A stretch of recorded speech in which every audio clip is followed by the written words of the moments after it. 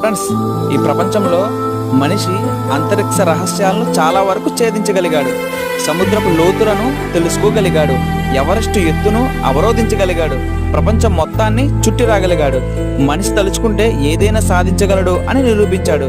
కానీ అన్నిటిలోని విజయుడుగా ఉన్న మనిషి లేదా ఒక మగాడు తన శరీరంలో పుట్టే శరీర సంబంధమైన బలహీనతను, అంటే స్త్రీ వ్యామోహం నుండి అస్సలు బయటపడలేకపోతున్నాడు. స్త్రీ అందానికి దాసోహం అయిపోతున్నాడు. ఒక అందమైన స్త్రీ ముందు ఆట బొమ్మగా మారిపోతున్నాడు. పెళ్ళైనా కూడా పరాయి స్త్రీ ఆకర్షణలోకి వెళ్ళిపోతున్నాడు. ఫ్రెండ్స్, దేవుని పిల్లలుగా మనకు ఇది తగదు. ఒక ఆడదాని కోసం రాజ్యాలే కూలిపోయాయి, యుద్ధాలే జరిగాయి అని మన పెద్దలు చెప్తూ ఉండేవారు. మన పెద్దలు చెప్పకముందే బైబిల్లో దేవుడు రాయించిన మాటను చదివితే ఆశ్చర్యం కలుగుతుంది. సామెతల గ్రంథం 31వ అధ్యాయం 3వ వచనం, నీ బలమును స్త్రీలకు ఇయ్యకము, రాజులను నశింపజేయ స్త్రీలతో సహవాసము చేయకము.